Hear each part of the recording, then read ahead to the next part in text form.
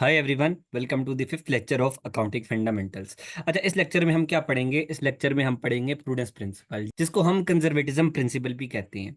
अच्छा, जिस तरह अभी नाम से पता चल रहा है कि कंजर्वेटिज्म निकला है कंजर्वेटिव से, तो कंजर्वेटिव का हमें मतलब पता है। हम जिसको हम कहते हैं कि एक तंग नज़र, या फिर कोई जो है ना, एक बंदा खुली नज़र से किसी चीज़ को नहीं देखता, या बहुत बच बच के जो है ना वो कोई अगर काम करता है तो उसको हम कहते हैं कि बहुत कंजर्व रहता है, ठीक है, अपने आप में रहता है, या जो है ना बहुत ज्यादा वो एक्सप्रेस नहीं करता खुद को, तो उसको बोलते हैं कंजर्वेटिज्म प्रिंसिपल या फिर प्रूडेंस प्रिंसिपल। अच्छा, अब इसका अकाउंटिंग में क्या मतलब है? अकाउंटिंग में इसका मतलब ये है कि जो ये आपका प्रूडेंस प्रिंसिपल है, वो क्या कहता है? वो कहता है अकाउंटेंट्स जो हैं वो क्या करें, वो जिस तरह हमने बात की कि वो कंजर्व रहें, वो कॉशन एक्सरसाइज करें, ठीक है।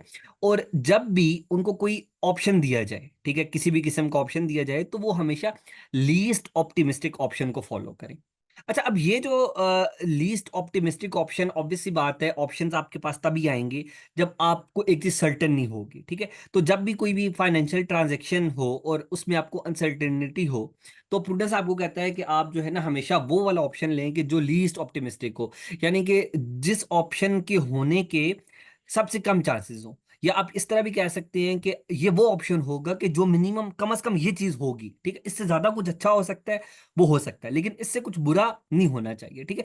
ये आपका जो लीस्ट ऑप्टिमिस्टिक ऑप्शन होना चाहिए। अच्छा, अब जैसे हमने किसी को 1,000 रुपये उधार दिए, तो अब हमें जो है हमने उससे पैसे वापस लेने हैं, तो अब हमने अपने पास एक रिसीवेबल बुक किया होगा 1,000 का, ठीक है। लेकिन यहाँ पे अब क्या हो रहा है कि हम सोच रहे हैं कि हमने 1,000 तो दिए हैं, लेकिन हमें शक है कि वो बंदा जो है ना हमें 1,000 का 1,000 वापस नहीं करेगा।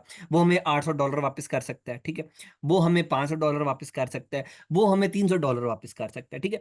अब हमने क्या करना है? हमने बीइंग अ बिजनेस, हमने ये चीज नहीं कहनी कि जी हमने तो 1,000 दिया था, हमें 1,000 ही वापस आएगा। हम ऐसा नहीं सोचेंगे, बल्कि हम प्रूडेंस से काम लेंगे, ठीक है। हम समझदारी से काम लेंगे। हम जो है वो थोड़ा अपने आप को ना लीस्ट ऑप्टिमिस्टिक रहेंगे। हम ये सोचेंगे कि मिनिमम पैसे हमें कितने मिलने ही मिलने हैं, ठीक है। वो हमें मिलने हैं $300।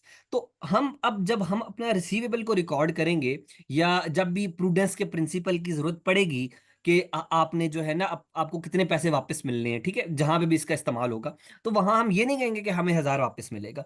वहां हम कहेंगे कि हमें सिर्फ $300 वापस मिलेगा, ठीक है। तो ये बेसिकली प्रूडेंस का इस्तेमाल है कि जब भी आपको कोई ऑप्शन मिले, या अच्छा इसी तरह अगर आपको पैसे पे करने हैं किसी को, ठीक है, आप हम ज्यादा टेक्निकल टर्म्स में यहाँ पे नहीं जाते, लेकिन आपने किसी बंदे को कुछ पैसे देने हैं।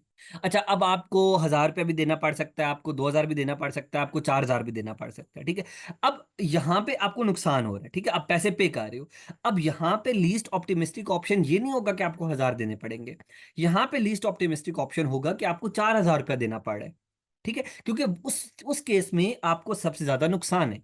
तो इस केस में जब अब हम अपनी लाइबिलिटी बुक करेंगे या हम अपना पेबल बुक करेंगे, तो वो हम 4,000 करेंगे, ना कि 1,000। तो ये बेसिकली प्रूडेंस कॉन्सेप्ट है। इसके बाद हम जो है कुछ की एस्पेक्ट्स देख लेते हैं प्रूडेंस कॉन्सेप्ट के या कंजर्वेटिज्म कॉन्सेप्ट के।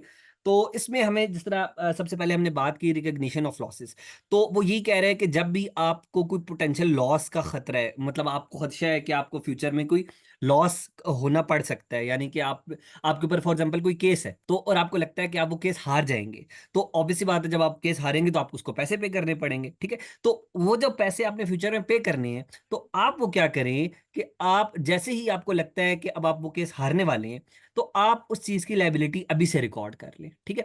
तो प्रूडेंस कॉन्सेप्ट आपको ये कहता है कि आप जो है उसकी लाइबिलिटी अभी रिकॉर्ड कर लें, ताकि आप जो है वो अपनी जो फाइनेंशियल हेल्थ है, यानी कि आपके जो लाइबिलिटीज हैं उनको कम ना शो कर रहे हो, और कम शो करके आप अपनी फाइनेंशियल हेल्थ को ओवर स्टेट में शो कर रहे हो, ठीक है।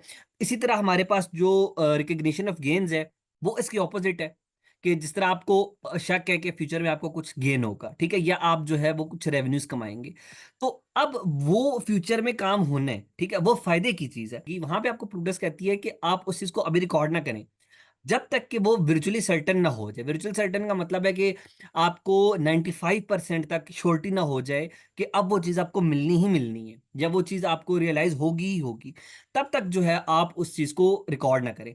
तो जैसे ही आपको वो लगता है कि आपको वो चीज़ वर्चुअली सर्टन होगी, या 95% आप श्योर हैं कि आपको वो चीज़ मिलने वाली है, तो उस केस में जो है आप अपने एसेट्स को या इनकम्स को, बेसिकली ये दो चीज़ें आपके फायदे की चीज़ें, आपके एसेट्स जितने ज़्यादा होंगे आप उतने ही फायदे में हैं, और आपकी इनकम जितनी ज्यादा होंगी आप उतने ही फायदे में हैं। इसी तरह आपकी एक्सपेंसेस हैं या आपकी लाइबिलिटीज है, वो आपका नुकसान है। तो वो जितनी ज़्यादा होंगी उतने आप नुकसान में हैं। तो इसलिए जब भी आपको लॉस का खदशा होगा, तो आप जैसे ही आपको खदशा होगा और आपको लगेगा कि हाँ, पे करना ही पड़ रहा है, ठीक है? अच्छा, इसकी ना हम परसेंटेज इस तरह रखते हैं कि जिस तरह लॉसेस है ना, तो आप इस तरह कह सकते हैं कि जैसे ही आपको 50% से ज़्यादा खदशा होगा कि हाँ, अब आपको पैसे पे करने ही पड़ेंगे, उस केस में आप लॉस को रिकॉग्नाइज़ कर लेंगे।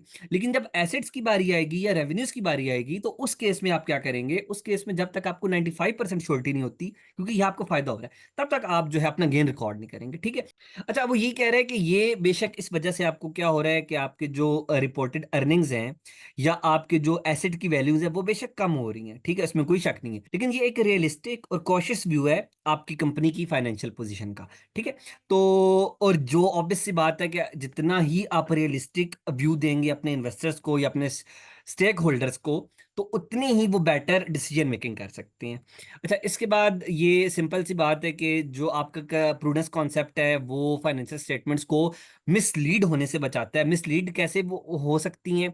मिसलीड ऐसे हो सकती हैं कि आपको शक है कि आपको जो है वो कुछ पैसे मिलने हैं। अभी सिर्फ़ आपको शक है, आपको 95% श्योरिटी नहीं है, आपको आप कह सकते हैं कि 50% श्योरिटी है या 60% श्योरिटी है। लेकिन आप क्या कर रहे हो, आप उस चीज़ को अभी से रिकॉर्ड कर रहे हो। तो ऐसी चीज़ को रिकॉर्ड करना कि जो अभी आपको वर्चुअली सर्टेन नहीं है और उस चीज़ को रिकॉर्ड कर लेना, तो वो बिल्कुल एक गलत अप्रोच होगी। वो बिल्कुल जो है फाइनेंशियल स्टेटमेंट्स को मिसलीड करने की बात होगी। तो प्रूडेंस प्रिंसिपल के लिए इतना ही कुछ था। हमारी इंशाल्लाह मुलाकात होगी 6th लेक्चर में। तब तक के लिए सब अपना ख्याल रखें। Thank you.